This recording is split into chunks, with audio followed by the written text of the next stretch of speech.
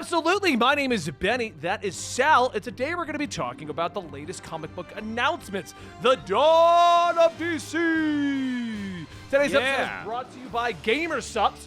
Use the code COMICS at checkout. Get yourself some great energy drink. Seriously, guys, I would really, really appreciate it if you would consider checking out the website. Clicking the link down below. We're trying to get our numbers up with that company. And I'd be, if you want to support us, check out their drinks and their cups. They're doing mystery cups every Friday right now. So one of my buddies is upset he missed out one of the weeks. So yeah. It's always bad when you miss out on a collectible. I know.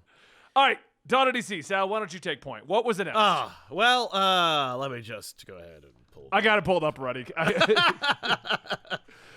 First off, we got 4 new books were announced officially. Yes. Okay.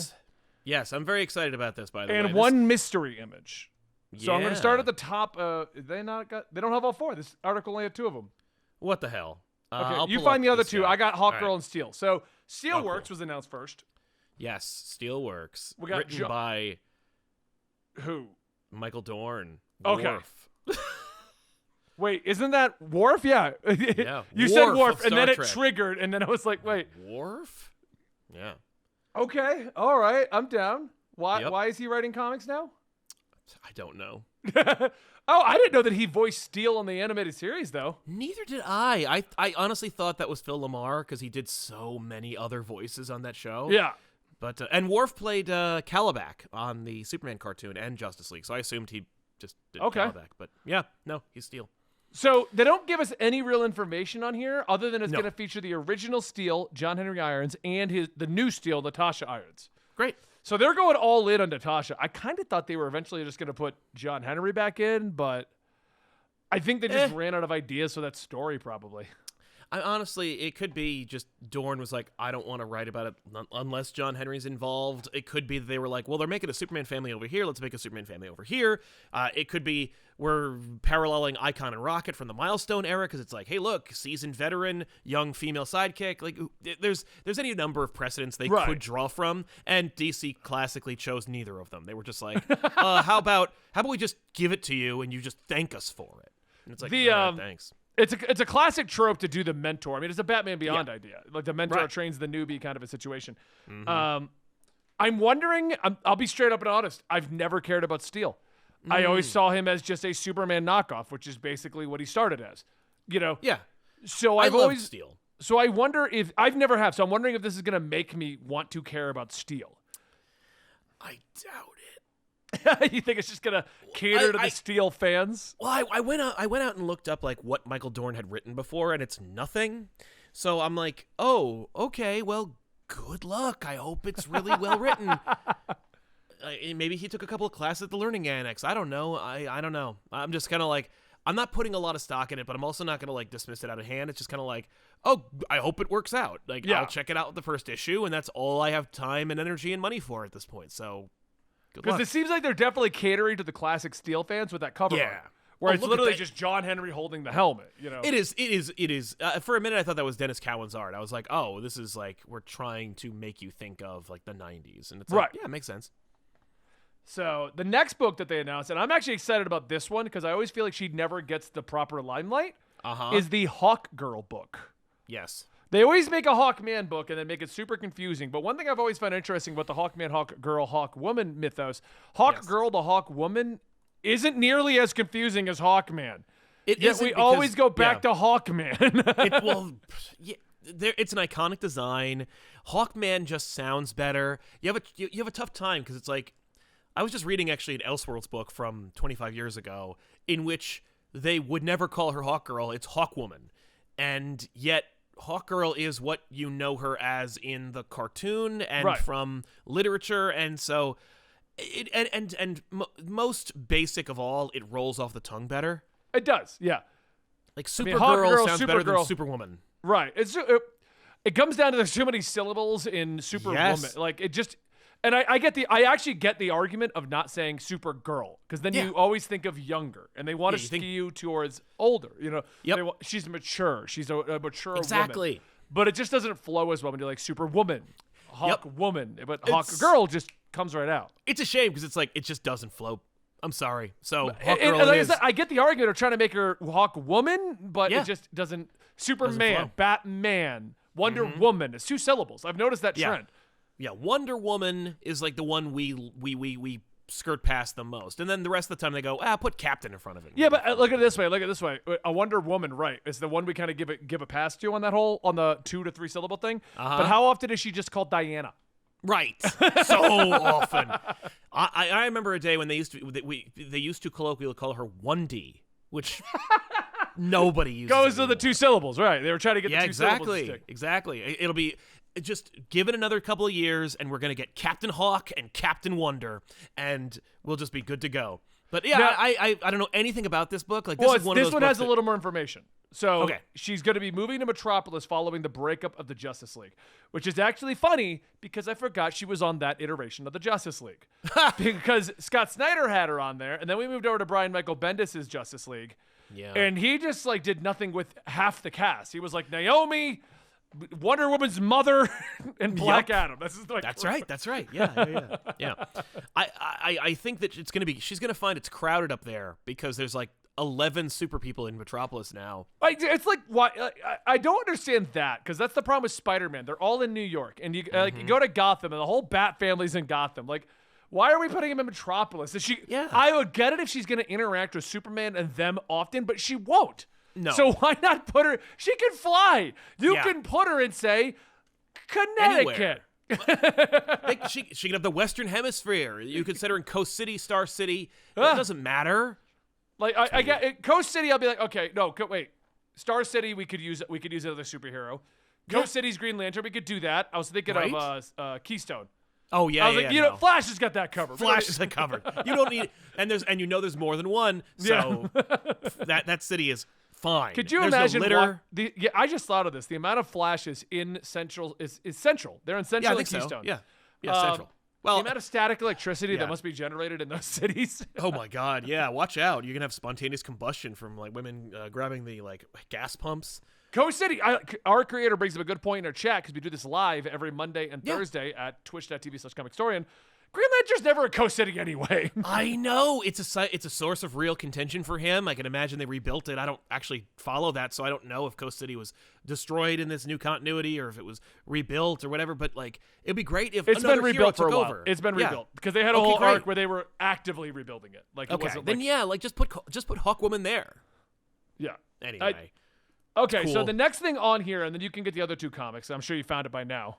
Oh yeah, no, I got it. On the image, the Donna DC image, which is now expanded, Yes. there's a Detective Chimp holding the Dr. Fate helmet in the corner, Yeah. which is prominent. It's actually a prominent image. We're not talking like a hidden one like with the tentacle thing. Right. So what do you think that even means? I mean, if I had to guess, it could be. I mean, honestly, it's DC, so it could be one of 2 things.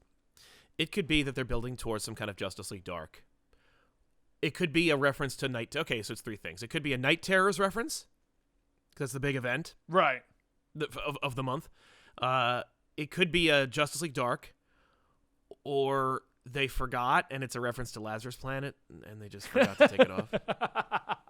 Like, it could be any of those things. Which is a real shame. Well, the helmet's missing right now. I think it's missing ever since Batman used it. Didn't it break or something? Yeah. I don't recall. Yeah, something happened to it after Batman messed with it. All right, so the next one announced, and I'm kind of excited about this because it's hyped. Wonder Woman. She's back Yeah. with a fresh #1 and Tom King writing it. And the concept actually doesn't sound bad, and it sounds right up his alley.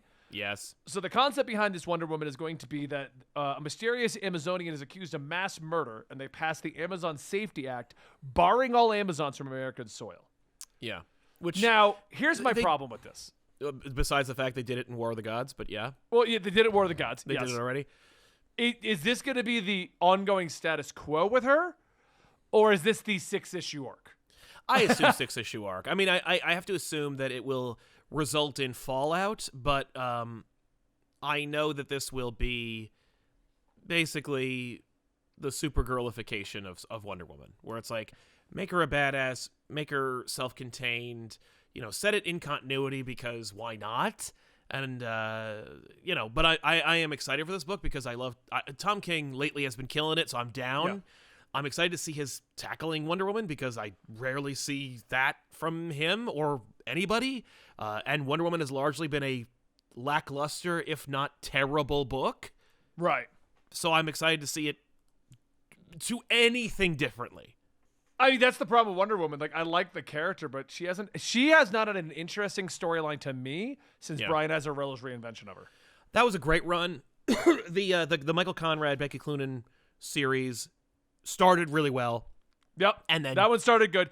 Just like Greg Rucka started well. Yes. Greg Rucka had a good run too. I think his run started well. It didn't go anywhere. He was like, I'm going to present all these questions and we're going to answer them all, and then he left again. Like right. Yeah, thanks, Greg. That's fair. That's fair. Also, Daniel Sampere from Dark Crisis is drawing it, and it's going to look great. Yeah. I've seen some pages from it, and it looks really good. It does look really good. I like the way it's looking right now. I'm excited to kind of get excited about Wonder Woman again. Yeah. The question is, will Tom King keep me, or is this going to turn into his Batman where it turns into the most divisive run of a superhero ever? I feel like just by the nature of it being Tom King, it will be divisive. People will, even if it's amazing, people will still be like, well, but Tom King, you know. Yeah. People love to hate on him. And this one makes me sad because I only found out about this one. Jeremy Adams announced that he's off the book, not by any decision of his own, but DC wants to go in a new direction. Mm-hmm. And he's been killing it on The Flash. Yeah. Yeah. So I'm a little sad that he's off the book. We're getting a new writer for Wally. It's going to involve multiversal adventures and the Speed Force and stuff like that. So yeah. Cy Spurrier is going to write it, who is not only one of the best writers of today, but also an odd fit for Wally / the Flash family, given that Cy Spurrier is more of like a magic-based, like, you know, occult crazy ideas. I mean, just from the original, like, kind of pitch image of Wally running through eyeballs, like, it's just, it will be weird and it will be different. Yeah. I am sad for Jeremy Adams because, as you saw on Twitter, he was just like, they kicked me off the book. And it's like, that's a shame. I will admit he had a rocky start, but I really feel like he found what he was doing. Like, it's feeling Flash great. Fans could not stop. Flash fans didn't complain. No. And but I guess there just weren't enough of them. Well, there never has been, unless you. That's as a Flash fan, we don't have enough of us out there. That's sadly same thing with Green Lantern. We don't have enough Lantern fans out there. That's true. That will actively buy books. Apropos of that, Jeremy Adams will not be leaving DC. He's going to do a Green Lantern book. So. Oh yeah, I just read the bottom because they announced Tom Taylor and Nicola Scott's Titans. Yes, which makes sense since he's writing Nightwing and Superboy, and I really hope love that it. I'm just gonna call John Kent Superboy. You all know who I'm talking about. So anyway, you know what I mean, exactly. And if you say Connor, I appreciate you, but also I know you're doing it on purpose because he hasn't been in a book, and I don't know how long. We don't count Young Justice anyway. Yeah. Oh yeah. But yeah, Jeremy Adams going to Green Lantern, so I'm excited for that because I mean he basically got a trial run with Flash. He could put all of his abilities into the run with the Green Lantern. It's funny because like. I think Spurrier would be a great fit for Green Lantern because it's all that, like, you could do some insane space horror / like mysticism. Yeah. And they're giving the mysticism guy to the Flash, and they're giving the Flash guy the space book. All right. Okay. So it's crazy. But yeah, that's the big changes that they've announced. I'm they're going all in on this. I just hope that like Superman #1, people are loving. Action Comics, people are loving. Lazarus Pit, not so much. So I'm hoping that we continue with the direction of the new books.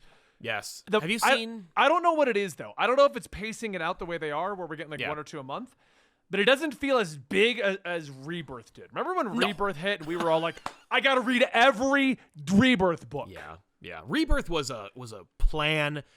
This Rebirth was not just a great rollout and a cohesive plan, but it was also, it was emblematic of the United Front and the leadership that they had. And this also seems to be broadcasting how things are going at DC, where it's like, here's some books, here's some more.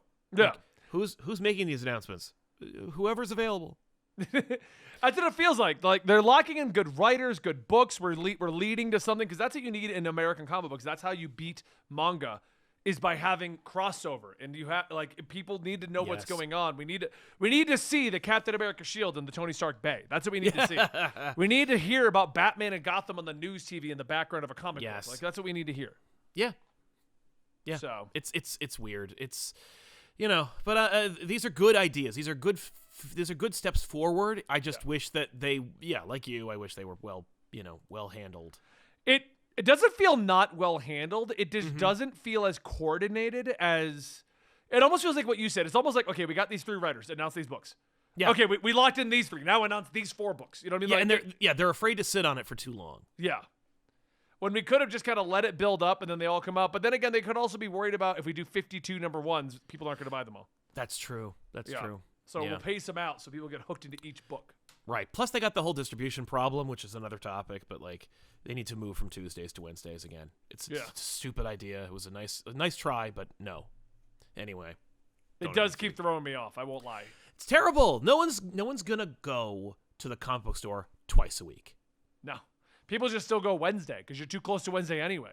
Exactly. But the books come out on Tuesday, so you're missing key releases, or you're not the first person to get the books.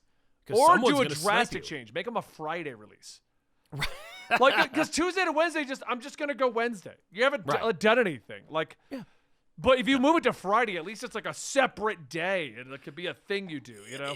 I think don't even bother. Like, I think Wednesday's the best time. Just go back to Wednesday. I agree, because no one else is on Tuesday. Exactly. I'm not going to go to the comic book store early, go like, hey, what's coming out tomorrow? And then make it a separate trip out of my week. But that's what I mean. But if you were to move it to Friday, at least that's far enough apart. It's true, I think but being Tuesday to Wednesday is too close because you're like, I'll just go tomorrow. Yeah, I'll just go tomorrow. Yeah. No, I hear what you're saying. I get the logic. I think just be united. All comics one day. It's how it's always been. I mean, it's one of the good ways that it works. Way back in the day, I used to go to the GameStop on every Tuesday and get my games, and then every Wednesday I'd go to the comic book store, right? And then every Thursday I'd go to the miniature store. That was my routine, like my errands to get out of the house. So that's what I'm saying. If you move it far enough away, at least it becomes like another trip. It becomes part of it. Yeah. Hey, I'm going out to the movies in Natalie tonight, but we're gonna leave 30 minutes early so I can swing by the comic store and see what came. You know what I mean? Like that kind of a thing. I know. Yeah. So anyway, I'm old. I'll see you guys later. This is Benny. That is Sal. This is the channel Absolutely. We talk on a nearly daily basis about all the stuff happening in the world of comic books, comic book movies, comic book TV shows, and other movies that we like to watch. Thank you guys. We'll see you next time.